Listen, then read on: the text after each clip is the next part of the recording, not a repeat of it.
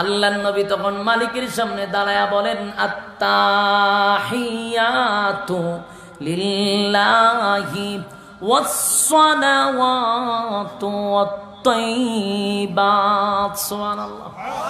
আল্লাহ রাব্বুল আলামিনের সামনে পয়গম্বর দাঁড়ায়া বলেন, মালিক খালি হাতে আমি আসি নাই, আপনি মালিকের জন্য আমি হাদিয়া আনছি। কি হাদিয়া আনছেন? পয়গম্বর কি হাদিয়া আনছেন? আল্লাহর নবী বলেন, আত্তাহিয়াতু লিল্লাহি ওয়াসসালাওয়াতু ওয়াত-তাইয়্যিবাত। এ মালিক, আমি নবীর জীবনে আমার জবান দ্বারা যত ইবাদত করছি, আমার শারীরিক দ্বারা যত ইবাদত করছি, আমার অর্থের দ্বারা যত ইবাদত করছি, সব ইবাদত আপনি মালিকের জন্য আমি হাদিয়া আনছি। একটা জবান বন্ধ রাখবেন না, বলুন আল্লাহু আকবার। সবার জবান লড়ায় বলেন আল্লাহু আকবার। আল্লাহর নবী বলেন, মালিক জবান দ্বারা, শারীরিক দ্বারা, অর্থের দ্বারা যত ইবাদত করছি, সব ইবাদত আপনি মালিকের জন্য আমি হাদিয়া আনছি।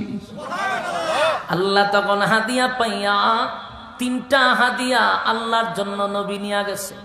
আল্লাহ আবার হাদিয়া পাইয়া বলেন, আসসালামু আলাইকা আইয়ুহান নাবিয়্যু ওয়া রাহমাতুল্লাহি ওয়া বারাকাতুহু।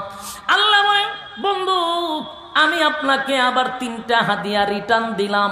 একটা হলো আপনার উপরে শান্তি বর্ষিত হোক, আপনার উপরে রহমত বর্ষিত হোক, আপনার উপরে বরকত বর্ষিত হোক। নবী দিলেন তিন হাদিয়া, আল্লাহ রিটার্ন দিলেন আবার বন্ধুরে তিনটা হাদিয়া। জুরে কোন সুবহান। আল্লাহ হাদিয়া পাইলাম, আল্লাহ আবার বন্ধুরে তিনটা হাদিয়া দিল। এবার নবী বলেন ওয়া আলা ইবাদিল্লাহিস সালিহিন। সুবহানাল্লাহ। আশিকে রাসূল দিলের কান লাগায়া শুনেন। এলাকার সমস্ত আশিকে রাসূলদের উদ্দেশ্য করে বলি, দিলের কান লাগায়া শুনেন। আমার নবীর কত মায়া, নবীর কত মায়া, নবীর কত মহব্বত।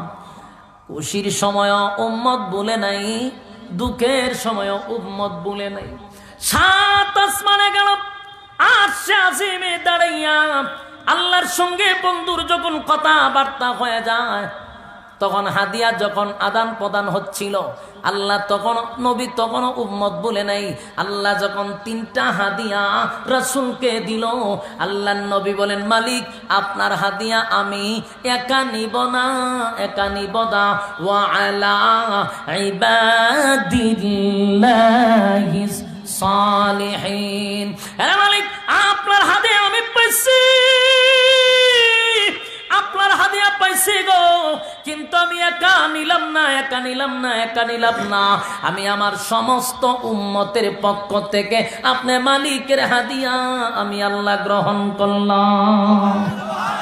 আপনি মালিকের পক্ষ থেকে যত হাদিয়া পাইছি সব আমার উম্মতের পক্ষ থেকে আমি নবী গ্রহণ করলাম, একা নিলাম না, উম্মতের মধ্যে বন্টন করলাম।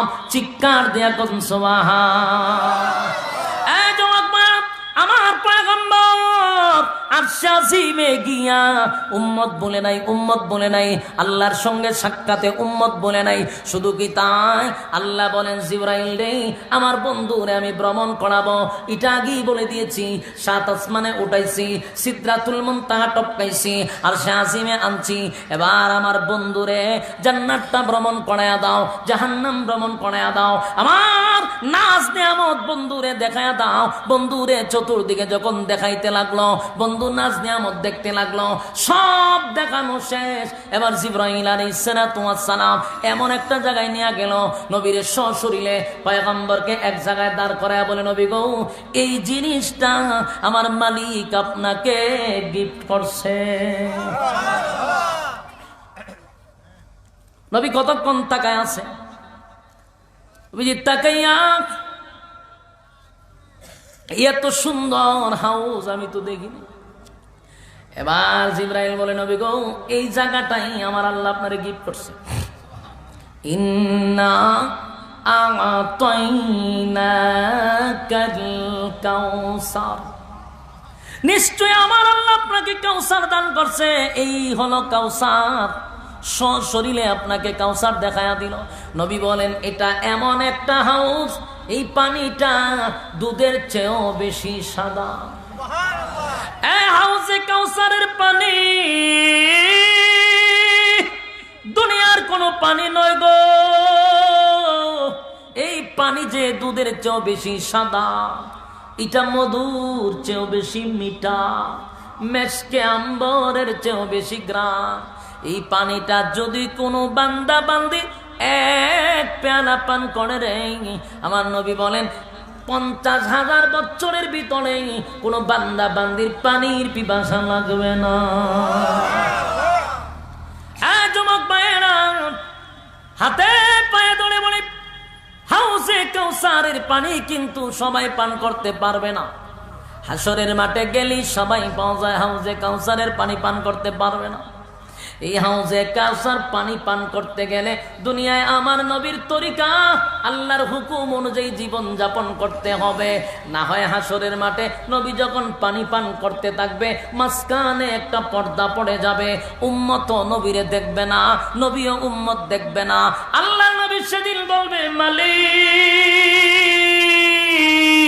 হাউজে কাউসার তো আমি আপনার কাছ থেকে চেয়ে আনি নাই।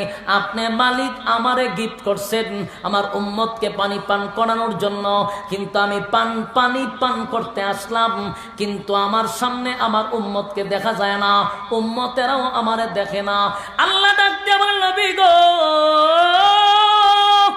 আপনি তো দিল মাকা দরদ লইয়া উম্মতকে গেছেন পানি পান করাইতে, আপনার বরকতি হাতের পানি যদি পান করে 50,000 বছরের ভিতরে পানির পিপাসা লাগবে না। যারা আপনি নবীর হাতের পানিটা পান করবে, আমি আল্লাহ তাদেরকে হাসরের মাঠে আরশের ছায়ার নিচে বসার সুযোগ করে দিব। কিন্তু আমি মাঝখানে পর্দা কেন পালাইছি জানেননি? সবাই আপনার হাতের পানি পান করতে পারবে না। কেন পারবে না? তাহলে শুনুন, আল্লাহর পয়গম্বরকে বলবে, পয়গম্বর যাদের সামনে পর্দা ফালাইছি এরা দুনিয়ার জমিনে আপনি নবীর রেখে যাওয়া ইসলাম পালন করে নাই, আপনার দান ভাঙা ইসলাম পালন করে নাই গো নবী, আপনার রক্ত মাখা ইসলাম পালন করে নাই।